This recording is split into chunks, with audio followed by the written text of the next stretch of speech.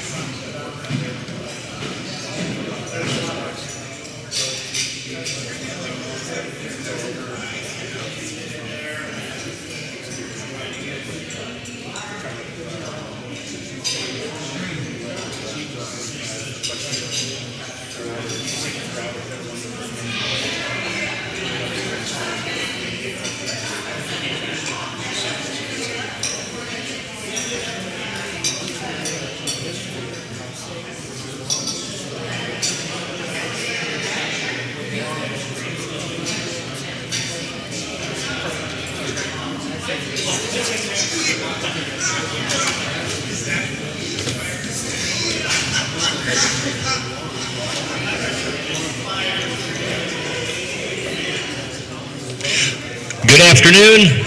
Ooh, sorry. Hello. Should get the warning shot. Good afternoon. Thank you for coming to today's City Club program, the last in this season. We're going to take a little summer hiatus from these normal lunch programs and then be back in full swing, which we'll go over the next season schedule here in a second, but wanted to thank one last time all the sponsors that made this year possible. Larson Motors, Chemeketa Community College, Western Title and Escrow, McMinnville Area Chamber of Commerce, Columbia Bank, On Point Community Credit Union, First Federal Savings, Gormley Plumbing and Mechanical, and Cellar Ridge Construction. We're all in the gold. Silver sponsors, we have First American Title Insurance, we have Payne West Insurance, Hillside Retirement Communities, News Register, Sokol Blosser Winery, Willamette West Realtors, and in the Cultural Trust, we have Stephen Rupp, Phil and Phoebe Newman, Jeb and Michelle Bladine, Dan and Mary Corrigan, and Richard Ulrich.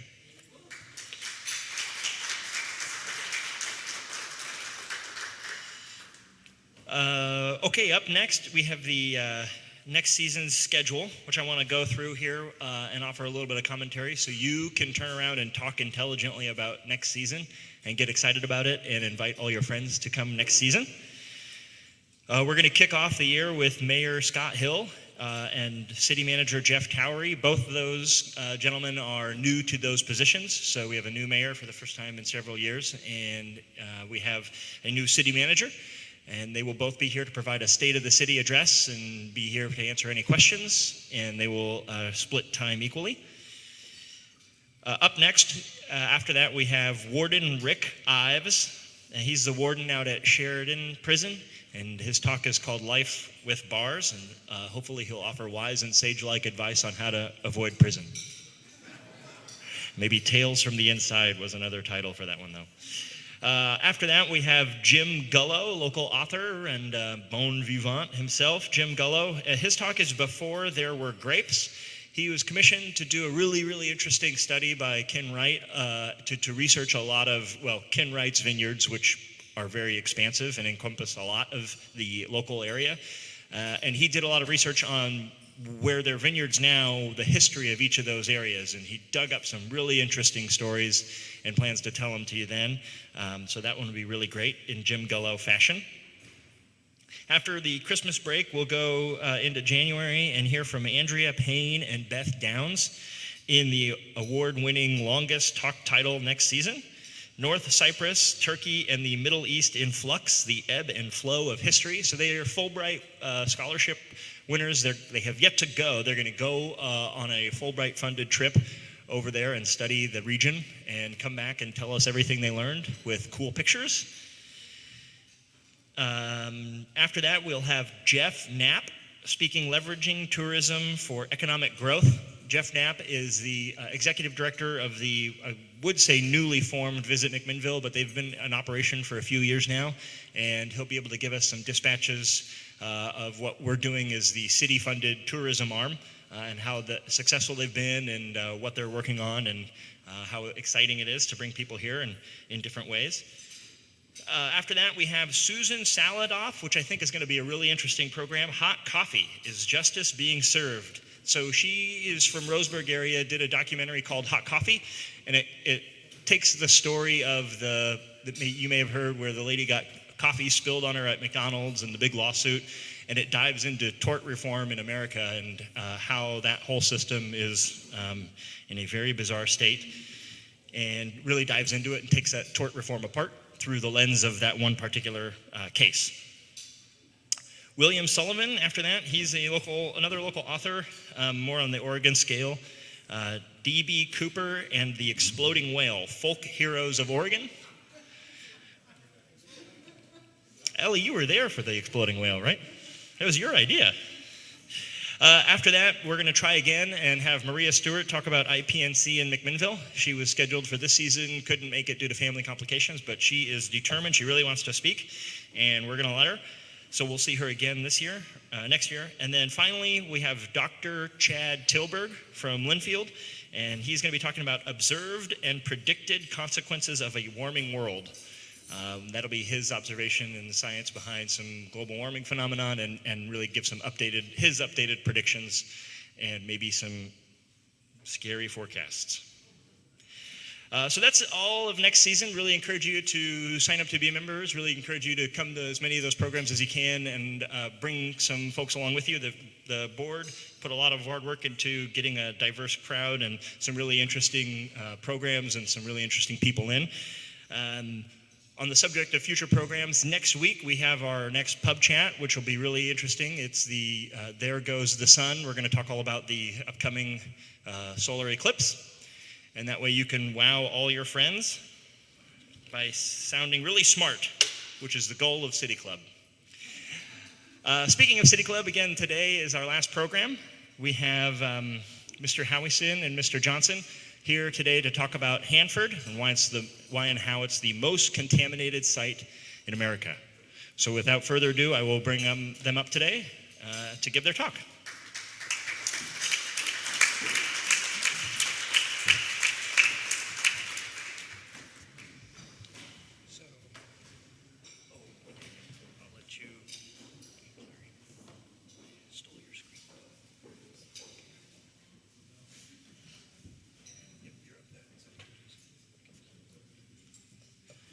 Good afternoon. My name is John Howison.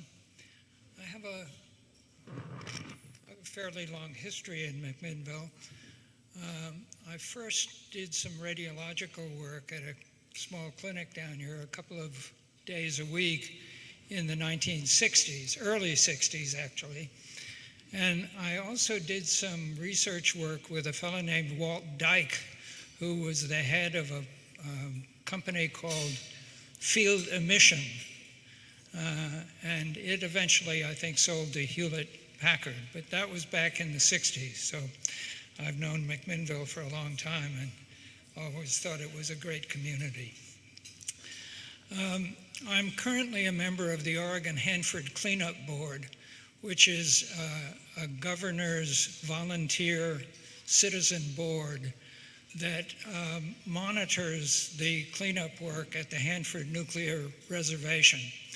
We are supported by the Nuclear Safety Division of the Oregon Department of Energy, and they do very good work at Hanford, offering a lot of technical assistance to the Hanford cleanup people in the U.S. Department of Energy.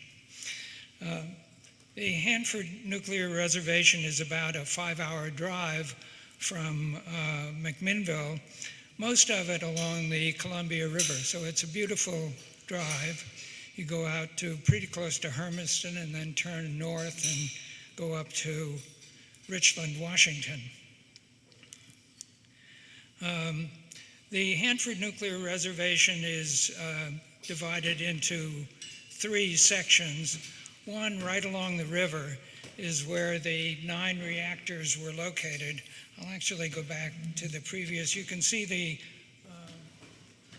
9 reactor sites along the river there. And then there also was a central area called the Central Plateau, where a lot of the processing of the fuel out of the reactors after it had been radiated in order to extract the plutonium, that processing was done there. And then close to where it says Energy Northwest there is the 300 area, and that's where they took uranium and made it into the fuel for the reactor that was subsequently radiated in the reactor, and that radiation allowed uranium-238 to capture a neutron and eventually become plutonium-239, which is the fuel that was used in the Nagasaki bomb. So those 3 areas have been important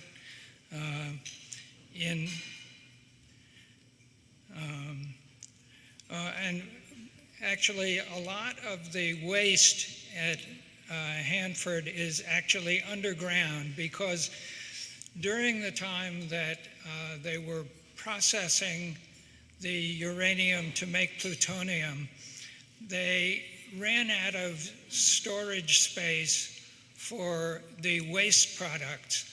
And so they dug pits and trenches, and in some instances, unfortunately, just dumped this waste onto the ground.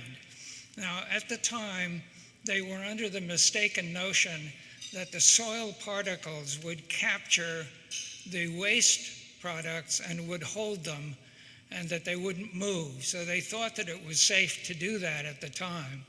But as it turned out, it was completely wrong, because even though there isn't much rain out there, what rain there is carries that waste down through the soil into the groundwater. So it constitutes an ongoing problem.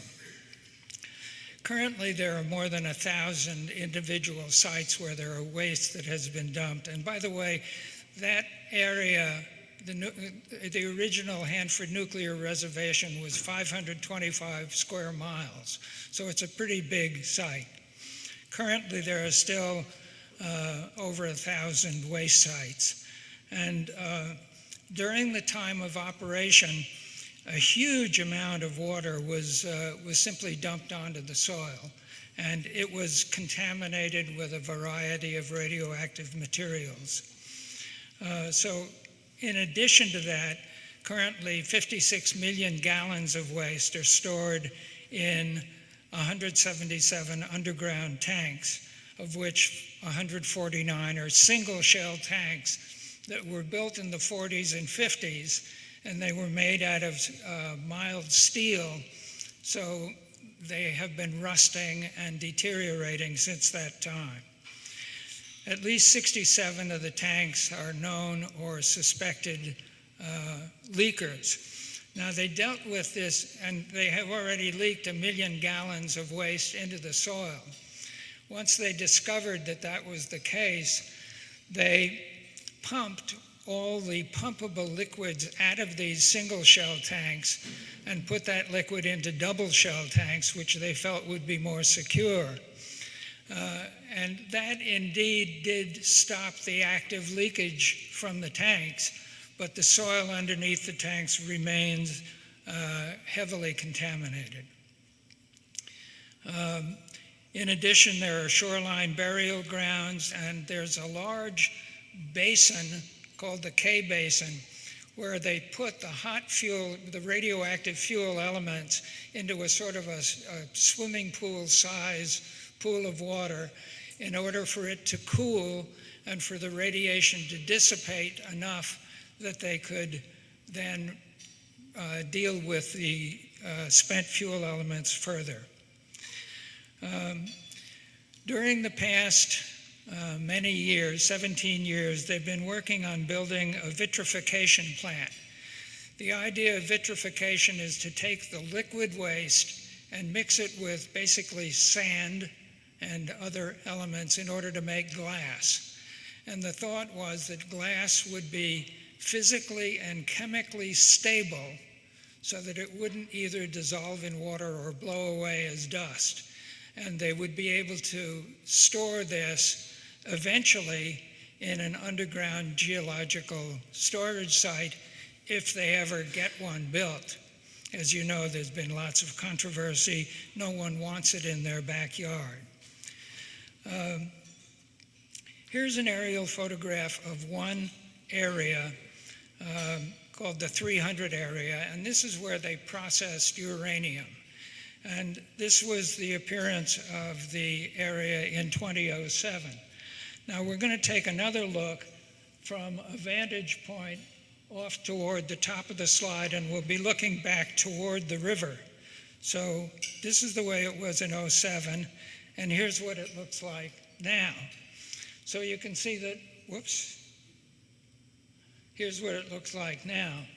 You can see that almost all the buildings have been removed, and it's a little bit deceptive because you would, looking at this, say, well, it's almost cleaned up. But what isn't cleaned up is that there's a huge amount of material in the ground here, so that they dumped waste into these trenches and pools, and it simply went down into the soil. And we'll talk a little bit more about that in a minute. So the materials that were dumped on the ground or put into pools and trenches gradually has worked its way down into the groundwater. And this illustration shows, whoops, sorry, the next one will. So here's simply a listing of some of the materials. The chromium, that a very large amount of which was dumped on the ground, some accidentally and some intentionally, is hexavalent chromium, which is a known cancer-producing chemical. There was also nitrate, tritium, which is essentially radioactive water, or is incorporated into radioactive water, strontium-90, and strontium and cesium are very radioactive materials, each having about a 30-year half-life, meaning that half of it is gone in 30 years. Well, the usual way people talk about it is that after 10 half-lives, people say, well, it's gone after 10 half-lives, because by that time it is reduced to 1/1000th of what was there initially. Problem is, if you start out with 1 million curies of radioactivity, after 10 half-lives, there are still 1,000 curies left. And that's still a huge amount of radioactivity. So even after 300 years, the cesium and strontium will still be a danger to be contended with. Plutonium, as you notice at the bottom of this list, has a half-life of 24,000 years. So it's going to be around a long time. Okay, here is a picture showing plumes of several different contaminants in different colors. And you can see they started out in this central area marked 200 west and 200 east, but gradually these plumes are moving in the groundwater toward the Columbia River. This shows a diagram of what's going on under the ground. As the material goes down through the soil and gets into the groundwater, it eventually will be in contact with the Columbia River. This illustration is a little bit deceptive because it shows an arrow indicating the flow into the river. But in fact, when the river rises during the wettest time of the year, the flow is back towards the central plateau, and so it goes back and forth every season and tends to wash these radioactive and poisonous materials into the river. So there's been a big push in recent years to find ways to stop that.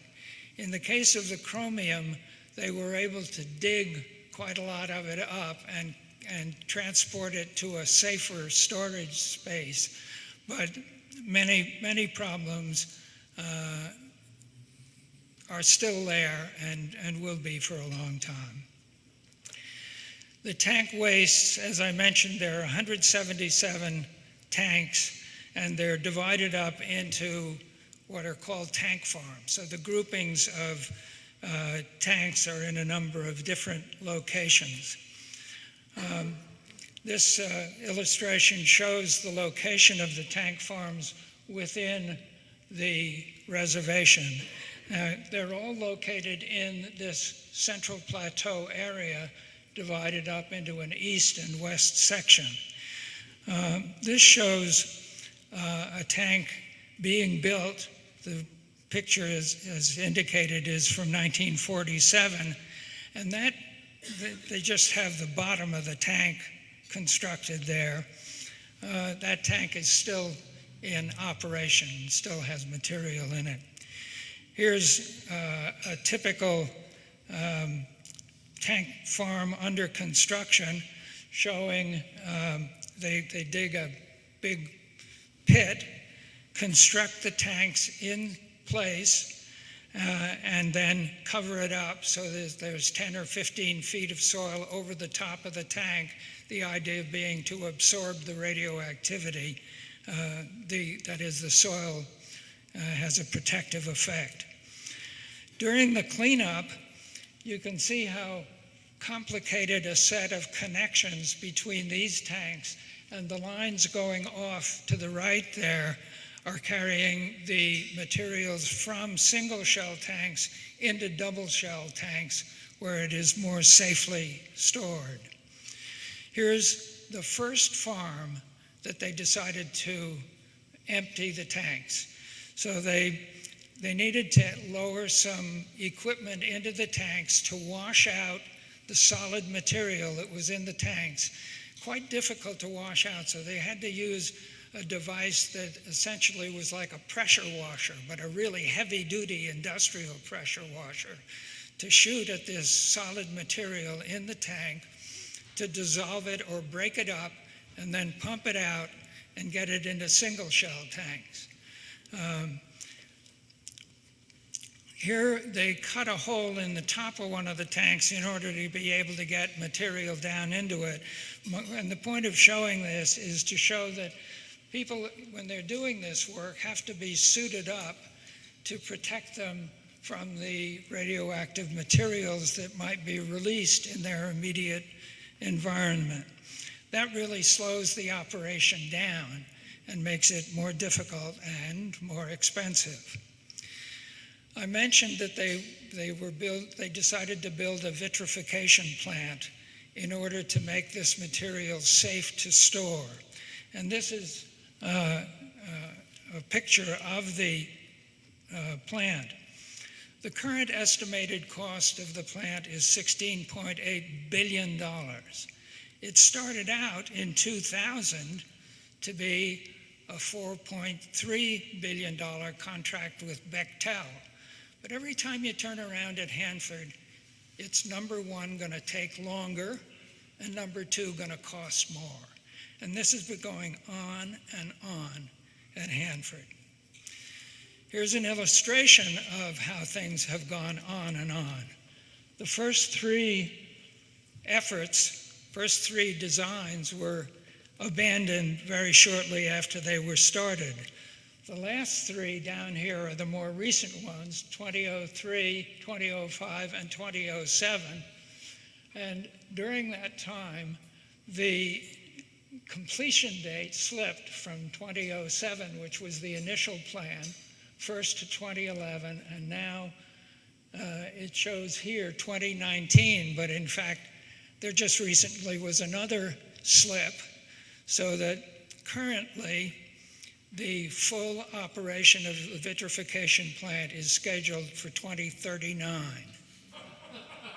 Now, if you plot this all out, you have a hare and a tortoise, and unfortunately, the hare is the receding completion date of this plant, and the tortoise is the rate at which they're approaching that. So if the current situation persists, this plant is never going to be completed. It's still going to cost $16.8 billion. So it is currently a very discouraging picture out there. The people who are working out there really want to get the job done. The local people are doing the best they can, but in fact, they simply don't have enough support. Congress is not devoting as much money to it as it would take to get the thing actually cleaned up. So with that, I'm going to stop, and Chuck Johnson will take over from here.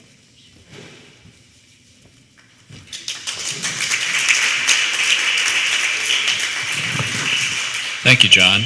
I'm Chuck Johnson, and I am the director of the Task Force on Nuclear Power for the Oregon and Washington Physicians for Social Responsibility. Susan Katz is in the audience, who's our immediate past president, and John's was on our advisory board and was our representative at the Hanford Advisory Board. And Phil is a member here as well. So we have good representation here in Yamhill County. John retired from the Hanford Advisory Board, the U.S. Department of Energy Hanford Advisory Board last year, and I've taken his place and have been on that board for the last year. Let's see, how do I advance this? There we go. Okay. So what I'm going to talk about are some of the remaining potential catastrophic problems at the site. John gave a good rundown of the historic cleanup problems that they have there. There are a few remaining sites there that where we could have large dispersal of radioactive materials, which is something that would be terrible for the region, and I'll describe those to you. The first was one that John mentioned earlier, and it's actually not on this slide, but I'll go ahead and mention it, was the K Basin area, where he mentioned that there were spent fuel rods that had been put in a pool of water next to the river. Unfortunately, those fuel rods sat there for a while and deteriorated and formed a sludge. And later they postulated that if somehow an earthquake came and the water drained away from that pool, that this sludge was hot enough that it would catch fire and send radioactive material in a plume around the region. So they're in the process of digging up that sludge, and it's been the top priority of Environmental Protection Agency to get that done, and it looks as though it'll be done by sometime next year. So finally, one down and a few more to go. The issue that I've been working on since I started work at Oregon and Washington PSR was after the Fukushima accident in Japan. I discovered that the commercial nuclear reactor that we still have operating on the Hanford Nuclear Reservation, the Columbia Generating Station, the former Washington Public Power Supply System plant number 2, or WHOOPS 2 plant, is unfortunately of similar design to the ones that melted down in Japan. And so we looked into this a little further and determined that we were going to advocate for closing this reactor as rapidly as possible. And I'll go into a little bit of detail as to why that is. As you can see on the left, you can't probably see terribly well, but you see this sort of narrow thing in the middle. That is actually the containment of a GE boiling water reactor of the first and second vintage, the Mark I and Mark II design. Which includes Fukushima and also the Columbia Generating Station. And what was known in the 70s by GE engineers was that this narrow design only gave a couple hours of breathing room if you lost either water or power to the site. And then at that point, enough water would boil away and you'd begin to have a reaction of a heat would ignite would cause the zirconium cladding to react with water and split off hydrogen. You'd begin to form a big bubble of hydrogen inside of the reactor. It would force its way out into the outer building. You can see the square area there, and possibly ignite, cause an explosion. This particular vulnerability was known in the 70s. There were a group of GE engineers who went out and publicly called for that design to be scrapped. But about 25 of these reactors were being built worldwide at that point, and the nuclear industry in the United States and elsewhere rejected it as being unlikely to occur. Unfortunately, it did eventually occur in Japan, and the Columbia Generating Station is vulnerable to that type of accident. Let's see, the little graph to the right indicates how much high-level radioactive waste is at each different location. The little blue one on the left is a 10 megaton nuclear weapon. The violet one, or the one next to it, is a Chernobyl accident. The sage green one is atmospheric nuclear tests. And the purple one is the Columbia Generating Station spent fuel pool. And the one next to it is the amount of waste, amount of curies in waste, it's cesium-137 inventory inside of the dry cask. So that gives you an idea that commercial nuclear reactors are very big and they generate a lot of waste. In fact, they have as much waste on that little strip of land around that reactor as in terms of the amount of curies that it contains as the rest of the waste on the Hanford site.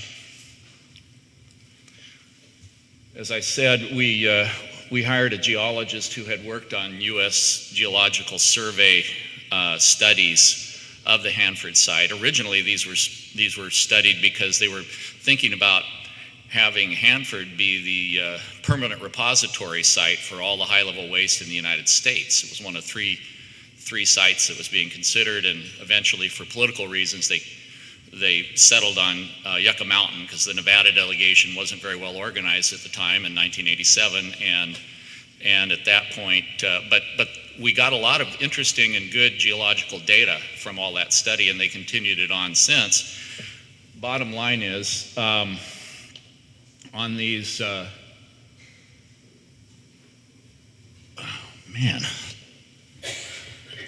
you can't see these very well, so I apologize. The purple lines are new ones. The brown lines are the lines that they knew about when the plant was originally being built, and the red ones are extensions of the fault lines that they have discovered since. And the bottom line is the USGS believes at the Hanford site that you could have up to 0.5 Gs of ground motion at a building on that site, and the Columbia Generating Station was rated to withstand 0.25 Gs of ground motion, so more than twice the amount. So in addition to trying to close that reactor, we learned via Dirk Dunning, actually, of the Oregon Department of Energy, who really gets credit for publicizing this fact, that there's a facility called the Waste Encapsulation and Storage Facility that contains a pool of water that has the cesium and strontium that was taken out of those waste tanks. Those waste tanks were very hot, as John said. You know, they put them underground so that the radioactivity would not harm workers going around and servicing the tanks, but they also created a lot of heat inside the tanks, both physically and radioactively, and they determined at one point they were going to strip out all the cesium and strontium. They ran it down the same canyons that took the plutonium out, and they put it into capsules that they then put at the bottom of this pool, which I will show you. You can still see they're giving off a lot of heat, and this pool was built in the 70s before they understood how volatile the geology was out there, and was not not a lot of attention was put to making sure that that was strong enough pool, and so there's a concern that this could crack in an earthquake. And again, because these are extremely hot, without the cooling water, they would overheat, ignite, and send a plume of radioactive material throughout the Hanford region. The Office of the Inspector General of the U.S. Department of Energy issued a report about 3 years ago saying that this site is the most dangerous site in the entire U.S. nuclear weapons complex. We do have some cooperation now with U.S. Department of Energy because, as John said, they've fallen behind on cleaning up so many things, and a lot of things were in the queue. It took a while to get them to prioritize this, but they're now in the process of deciding what type of cask, dry cask, to put these capsules in, which will be a more stable environment and not subject to an earthquake danger. And hope to have the entire thing completed by 2022. So hopefully we won't have a major earthquake before then. They have taken some steps to shore up that pool and to improve its water circulation system in the meantime. Okay. This is a slide that John did, and I'm less familiar. He did all of these, actually. I'm less familiar with this, but this is... what are the chances of getting between 3 and 4 billion? Do you want to go ahead and comment on that? Let me just say, this shows the amount of expenditure that would be necessary in order for them to say on the schedule that to get to completion at the date that was predicted, and this was a couple of years ago. And as you can see, there are several of those bars that go up to between $3 and $4 billion per year. And the fact is that they never have got more than $2 billion. And one of the things you have to realize is that half of that money is spent on just keeping the site safe. So it's called the minimum safe or min-safe expenditure. And that's where half the money goes. The other half is available for cleanup. But it would take much more. And unfortunately, it doesn't look like Congress is likely to allocate the amount of money that's necessary to do the job. And this is and these are the cost estimates broken down by in the two categories: the Richland, which is the waste vitrification and central plateau work, and the Office of River Protection, which is the cleanup of all of the reactor sites, the 300 area, and the WESA facility is part of that as well. About $107.7 billion, and they're chipping away at it. The Trump administration has allocated $800 million this year, which is, even less than last year, which I think was just a little over $1 billion. So this is, and that was for the Office of River Protection, I think. Isn't that right? Yeah. So what can you do? What can we do to speed up the cleanup and do the rest? We can tell Congress and President Trump to increase Hanford's budget beyond min-safe, as John was saying. And that's being done. We need to encourage it. I mean, our delegation is fighting for that. We need to tell them we care about it and we want to make sure that this gets done. This is a legacy that we're leaving to the Northwest and to the Columbia River system. Advocate for the cleanup of the most hazardous sites first, i.e. WESF and the K-West Basin, and that's being taken care of. The K-West Basin will almost be done, but WESF, if we only get the 800 million, it might get pushed out beyond 2022, and it should be really being done next year, honestly, but it shouldn't be pushed out any further. Number 3 is a little shift. There's a local connection to Hanford, so to speak. There is, because of this commercial reactor. It was built by public power agencies, and McMinnville participated in that originally. It was part of the Washington Public Power Supply System, or WHOOPS reactors that were built. It was the one WHOOPS reactor that was finished. The administration of that reactor is done by Washington State Public Utilities, though. But McMinnville still purchases power from Bonneville, and Bonneville is in contract with Energy Northwest, which is what WHOOPS used. They wisely got rid of the WHOOPS name, and now they call themselves Energy Northwest. But they have a firm contract to dating from the original creation of these nuclear plants to purchase all the power and pay all the bills. That's continued, and we've done a couple of studies of the economics of that. In addition to our concerns about the health and safety, it's clear that the price of the Columbia Generating Station, as it's an aging nuclear plant and needing repair, is now way beyond market costs. So if we just went by market prices and purchased power to replace it, we would be saving money.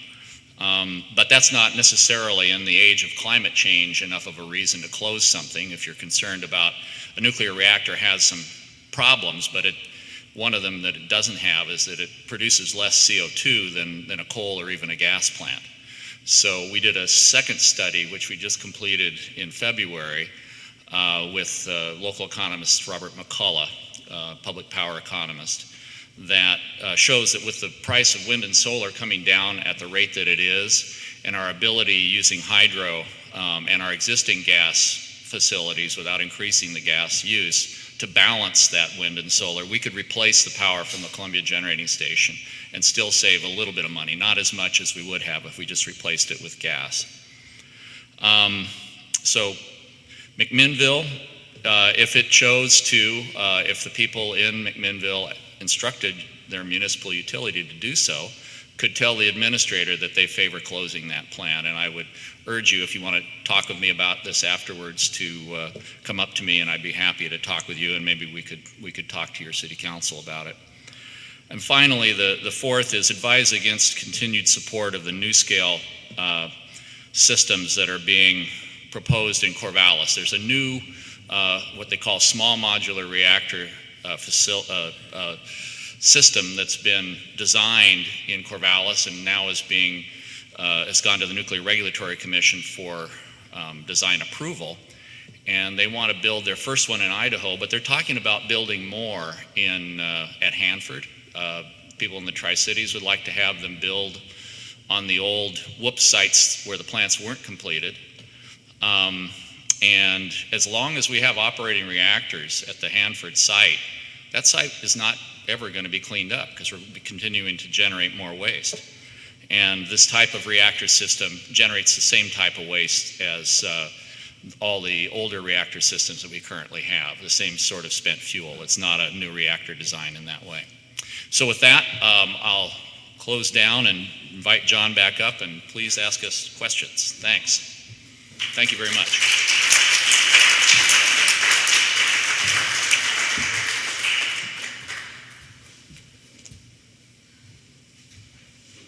It's hard to make sense in order to ask this question.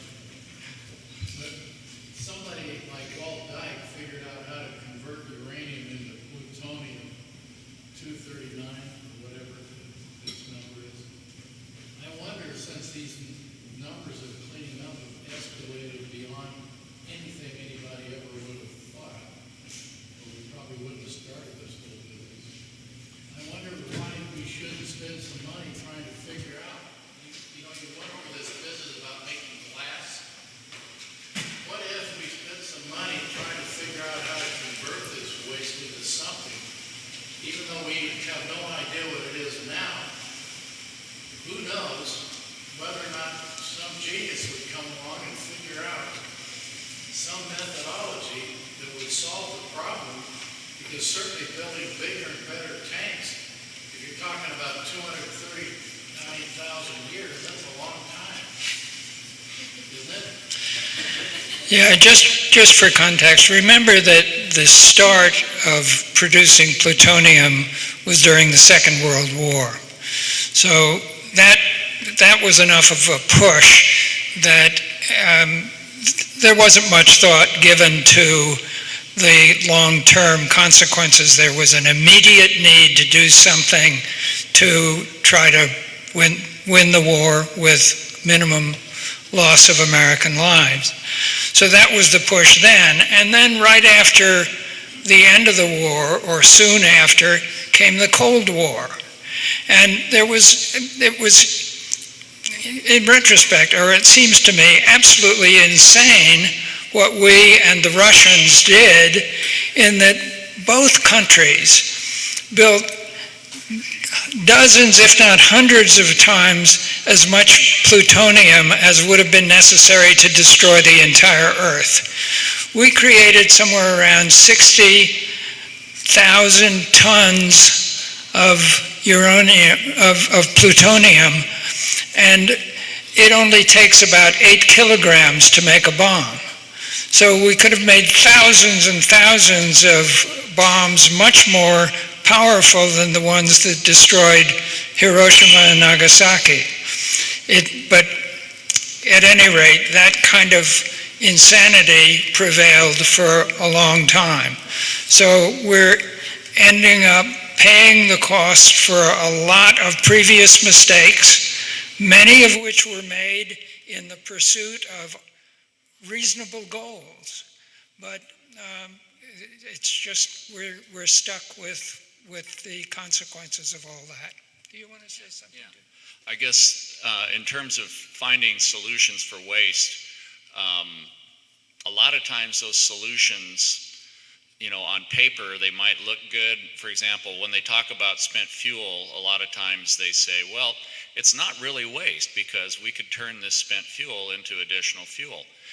Well, yes, but you end up with Hanford if you do that. I mean, that's essentially what they did at Hanford. They took spent fuel and they took the plutonium out of it. It didn't make the rest of the waste go away, obviously. We have a lot of problems with the rest of that waste as well. It put it in forms that are even harder to control than inside of a spent fuel rod.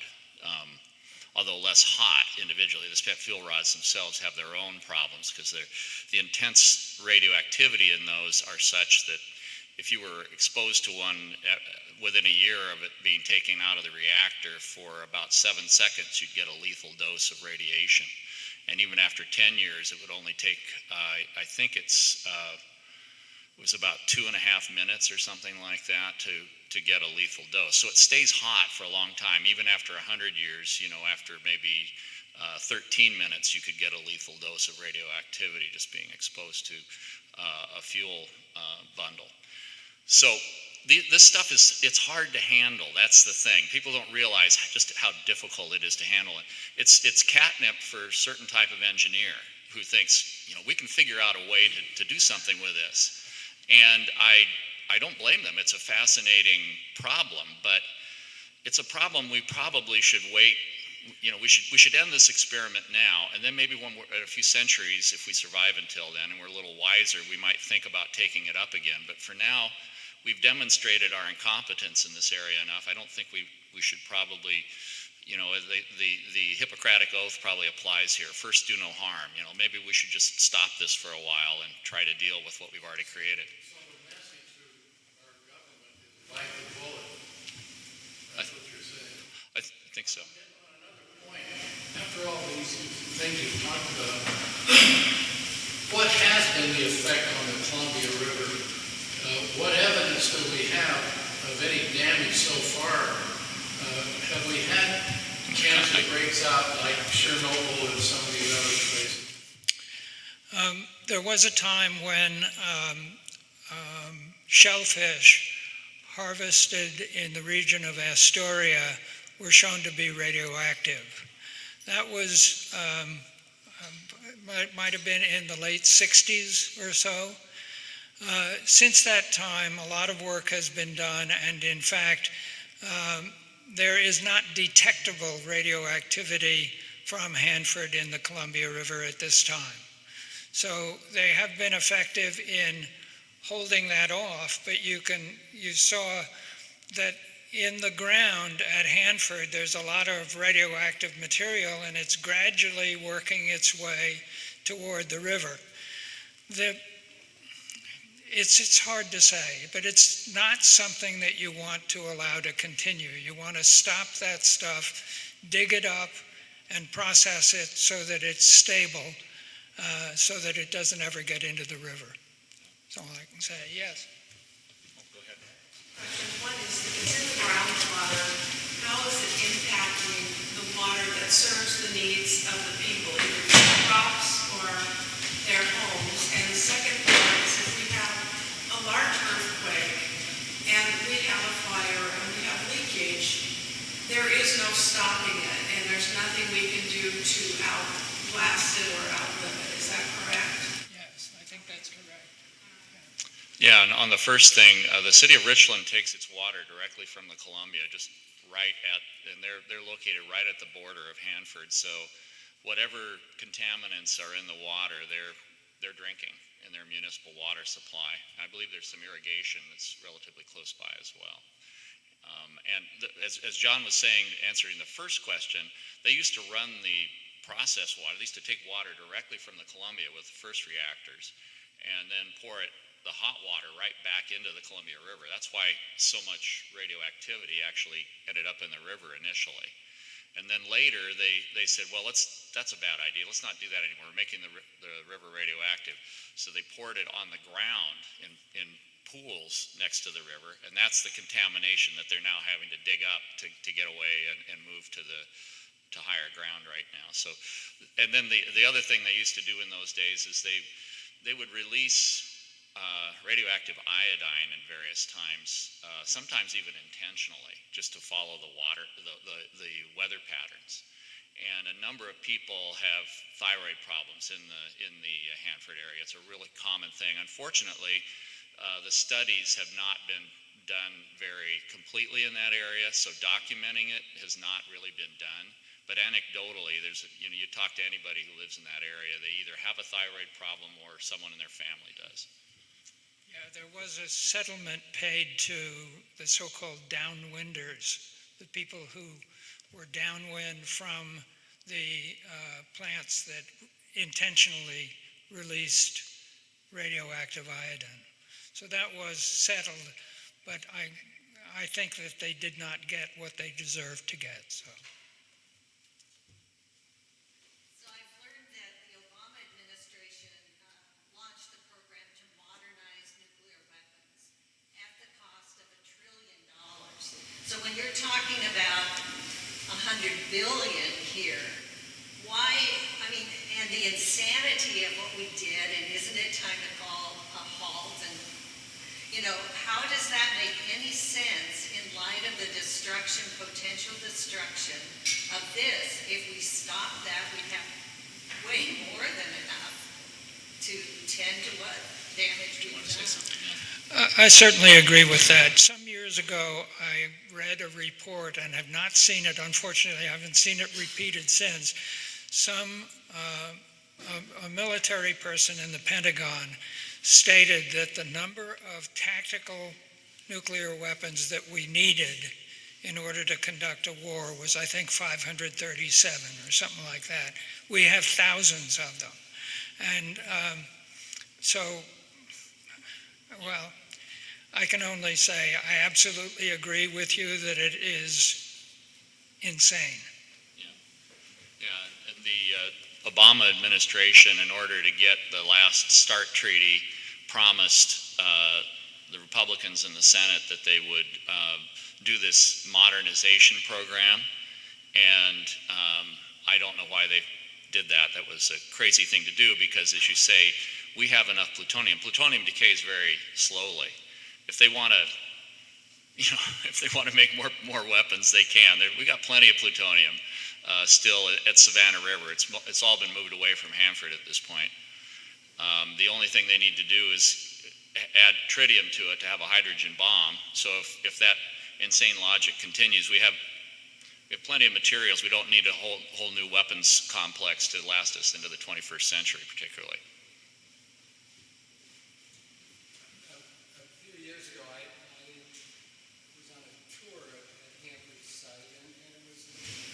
easily the most educational day of my life. Just one thing reading about it, but spending a day on a bus running around the Hanford and seeing the scope of the problem, just amazing. So I would suggest, I'm assuming that those tours are still available.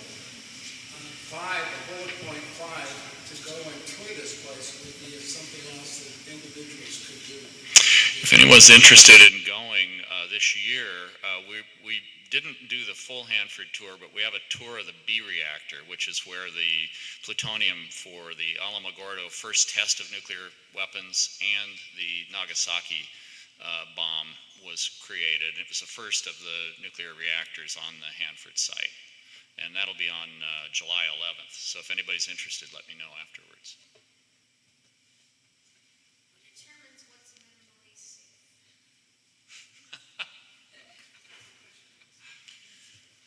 I can only say the managers of the Hanford site. I mean, they know that there are, for example, air filtration plants wherever they have these materials stored. They have very tight filtration of any air that's coming out of those buildings in order to be sure there are no radioactive particles. There are cooling plants that are necessary.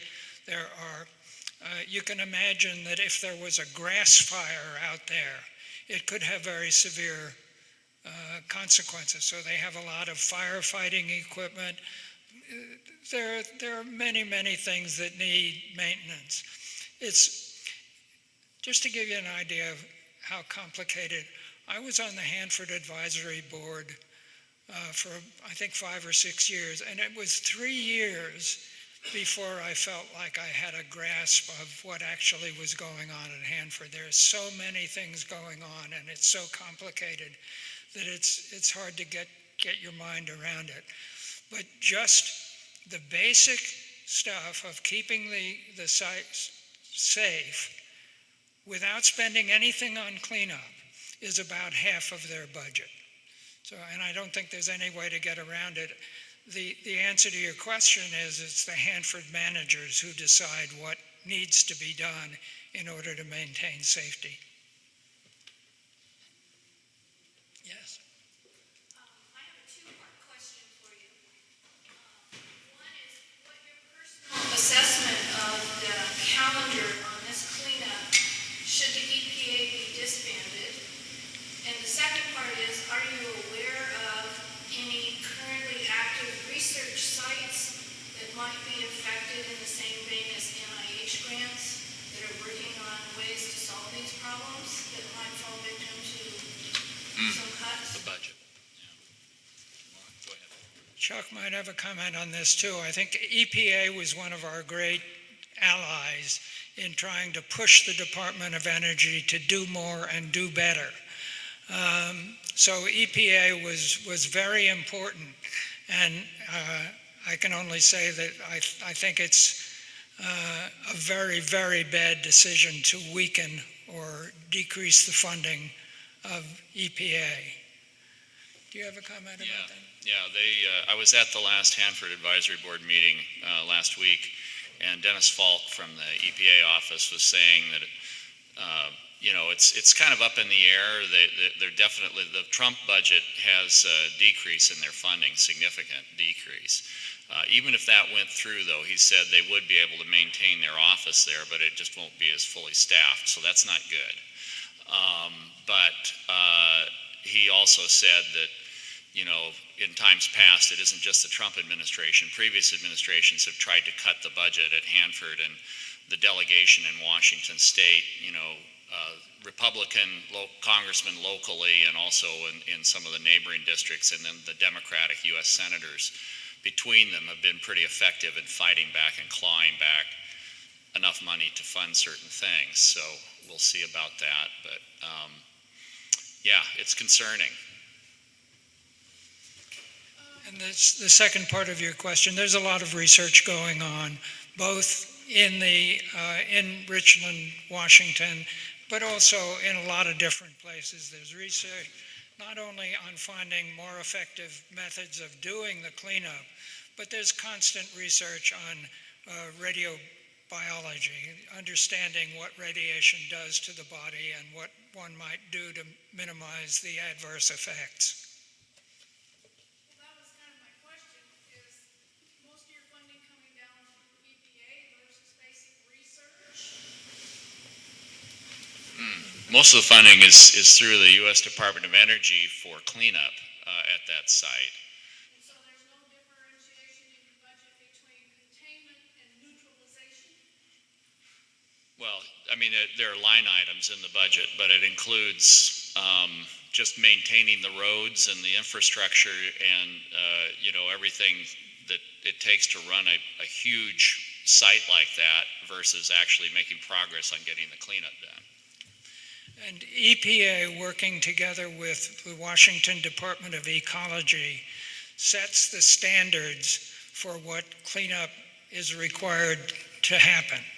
So they are a very important component, and for them to be able to do the research on which they base the requirements for what actually constitutes cleanup, they need considerable funding. So any cutback in EPA means that they won't have the capacity to determine what would be safe for the public in terms of, an example might be, I mentioned all the leakage from the single shell tanks. That material is in the soil. I can guarantee you that if the Department of Energy is allowed to do what it wants to do, they will say, well, let's just pour a bunch of grout into those tanks to solidify it, put a cap over the top of the tank farm, some kind of, quote, impermeable cap that, by the way, is not going to last 100 years, let alone thousands of years. But at any rate, that's what they would propose to do because it's the cheapest way to get out of the dilemma. So far, the EPA and Washington Ecology will tell them what they have to do under the law in order to satisfy the cleanup requirements. So we need them on our side, assuming that our side is get it completely cleaned up as soon as possible.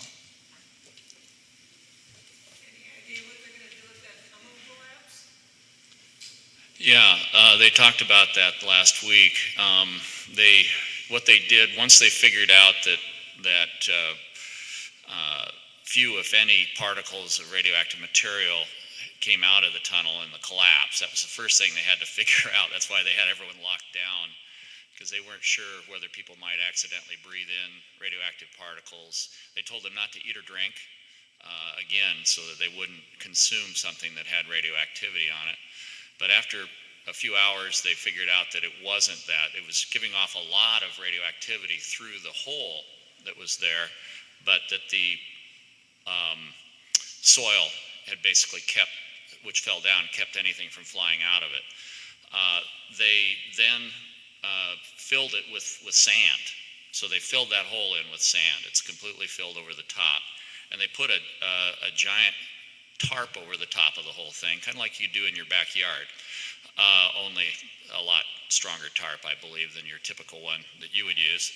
And hopefully, and then they've secured it down around the side. So that entire tunnel, it has this white tarp over the top of it. What they're talking about to us about doing is filling the entire tunnel with grout. And just as John was saying, there was some concern that that might end up being a final resting place, and they were saying, oh, no, we can, this is not a problem. This will actually make it easier to get the material out later. And the EPA fellow backed that up and said, yeah, you can cut it up with a diamond saw, and it might make that waste a little bit easier to handle. So that's the current. It looks like this is what's going to happen, is they're going to fill that tunnel with grout and keep it from collapsing any further. We're over time already. Let me just point out, I left a number of these brochures. Unfortunately, I didn't bring quite enough, but if you're interested, this has a lot of basic information. This little brochure was created by the U.S. Department of Energy Nuclear Safety Division. I'm sorry, Oregon Department of Energy Nuclear Safety Division.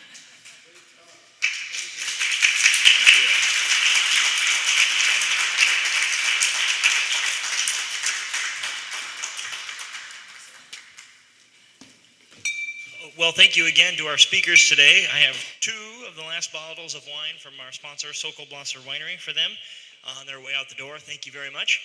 And thank you all for coming today. Thank you all for coming this season. And I'll thank you in advance for attending next season as well. And we'll see you a week from today at 6 p.m. at the pub. Thanks.